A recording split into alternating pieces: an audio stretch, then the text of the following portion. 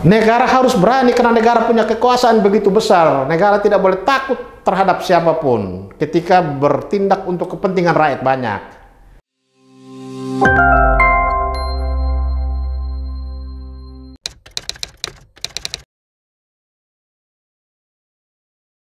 Belum lama ini di tahun 2015, pemerintah Republik Indonesia menggugat Yayasan Super Semar, Yayasan Beasiswa Super Semar.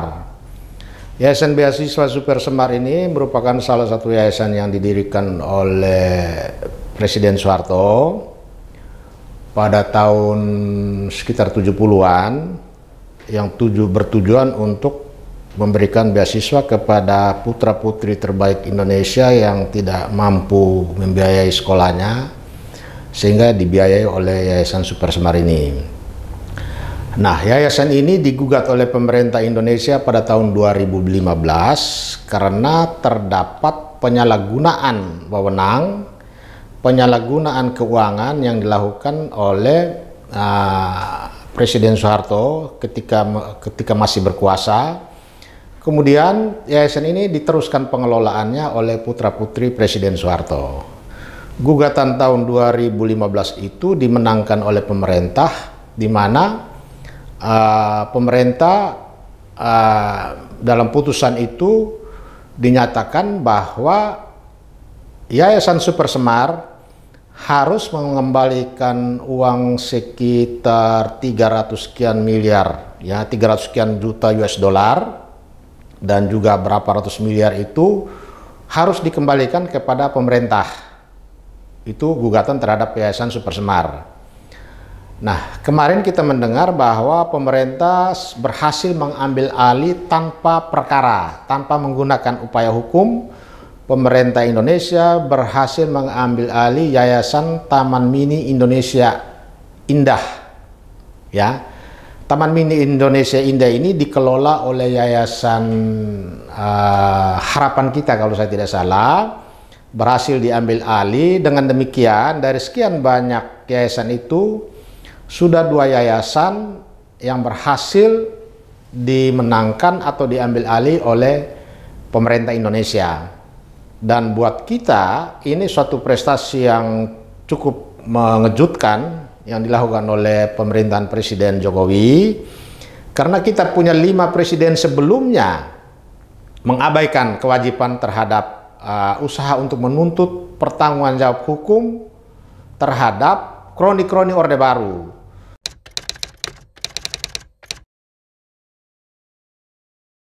Nah, ini yang saya melihat, apakah ada pertimbangan politis di balik itu? Nampaknya iya.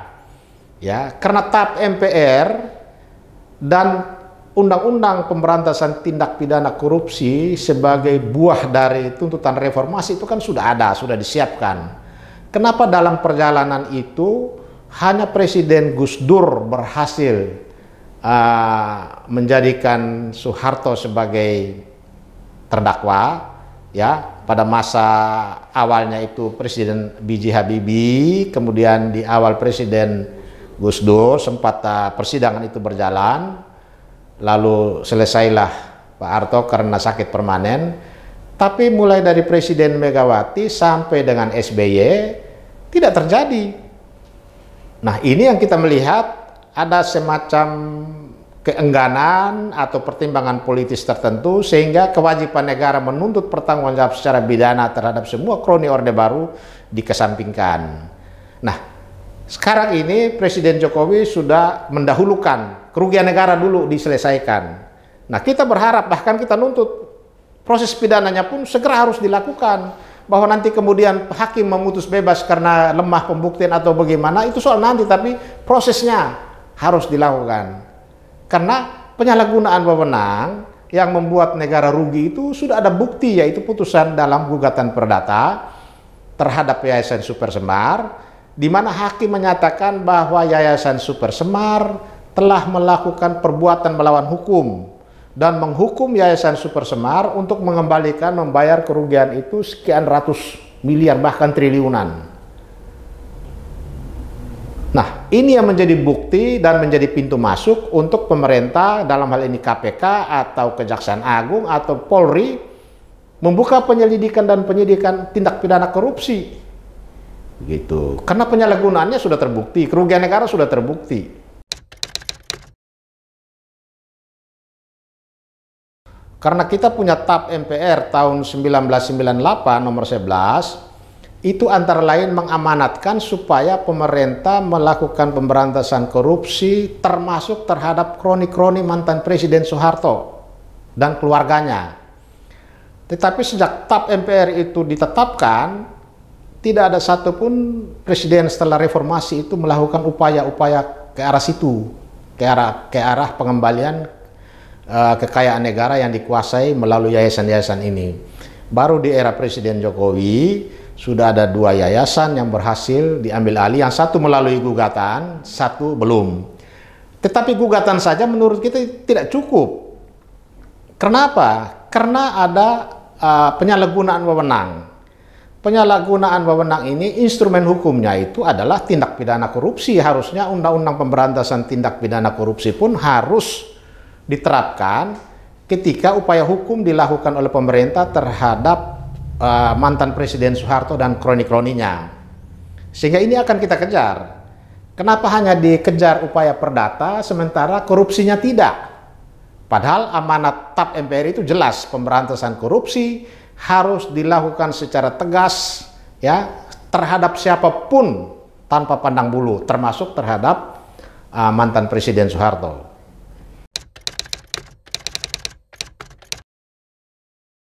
Sebetulnya dengan Perpres itu pun mempunyai kekuatan hukum ya, dan itu sudah mengikat mereka karena pihak keluarga mantan Presiden Soeharto pun sepertinya tidak keberatan. Ya buktinya pemerintah sudah umumkan bahwa mereka sudah ambil alih.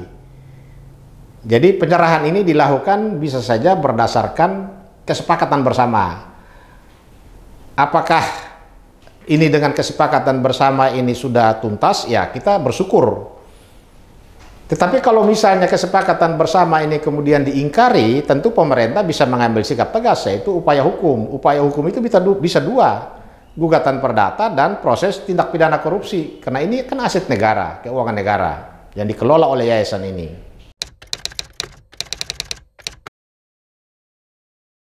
Kita berharap harus begitu supaya ada keadilan. Karena boleh dikatakan sejak TAP MPR tahun 1998 lahirnya reformasi itu, TAP MPR khusus mengenai pemberantasan korupsi terhadap kroni-kroni Orde Baru, ya termasuk mantan Presiden Soeharto dan keluarganya itu belum sepenuhnya berjalan. Pemerintah di awal reformasi hanya berhasil menjadikan mantan Presiden Soeharto sebagai terdakwa. Tetapi di tengah jalan perkara itu dinyatakan gugur karena mantan Presiden Soeharto dinyatakan sakit permanen sehingga perkara digugurkan. Setelah itu tidak ada lagi proses pidana yang menjangkau kroni-kroni Orde Baru termasuk keluarga mantan Presiden Soeharto. Padahal berdasarkan bukti kalau kita berpegangan kepada gugatan pemerintah Indonesia terhadap Yayasan Beasiswa Super Semar, itu terbukti bahwa penyalahgunaan wewenang yang dilakukan oleh Presiden Soeharto ketika itu melalui yayasan ini luar biasa. Bayangkan bank-bank pemerintah diinstruksikan supaya sisa laba bersih yang telah dimiliki oleh bank pemerintah ini sekian persen disetor kepada Yayasan Beasiswa Super Semar. Tetapi sebagian besar dari dana itu digunakan, diserahkan kepada kelompok-kelompok usaha yang di dalamnya ada kroni-kroni Orde Baru, ada keluarga putra-putri Presiden Soeharto. Itulah yang membuat pemerintah akhirnya melihat kerugiannya begitu besar, digugat melalui pengadilan dan telah dimenangkan.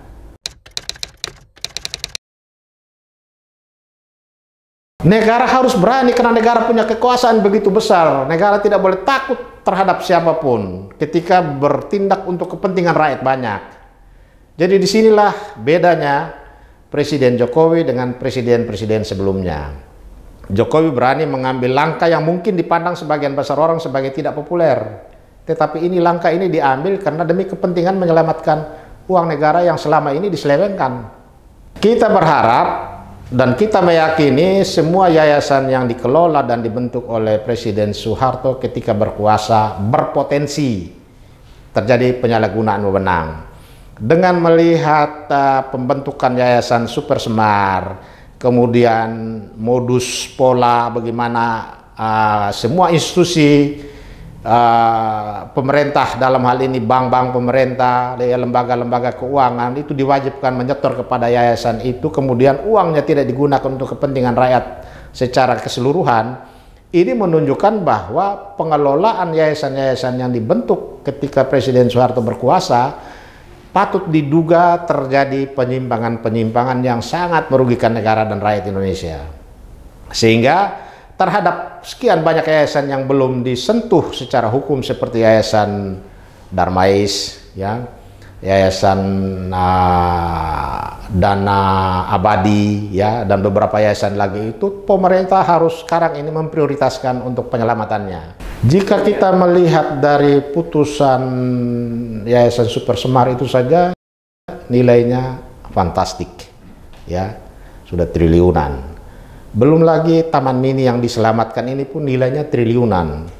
Jadi kalau keseluruhan yayasan itu diambil, tentu negara sangat diuntungkan, rakyat sangat diuntungkan. Dan kepada mereka yang menikmati selama ini, supaya ada keadilan itu harus diproses hukum. Baik secara perdata maupun secara pidana. Dan pidananya itu apa? Tindak pidana korupsi. Jadi pemerintah cepat mengambil alih yayasan. Dari Yayasan Harapan Kita khususnya Taman Mini itu adalah langkah penyelamatan. Kalau tidak disita. Dan penyitaan itu harus kita berharap supaya ditindaklanjuti dengan proses pidana terhadap Tutut dan adik-adiknya semua. Supaya ada keadilan.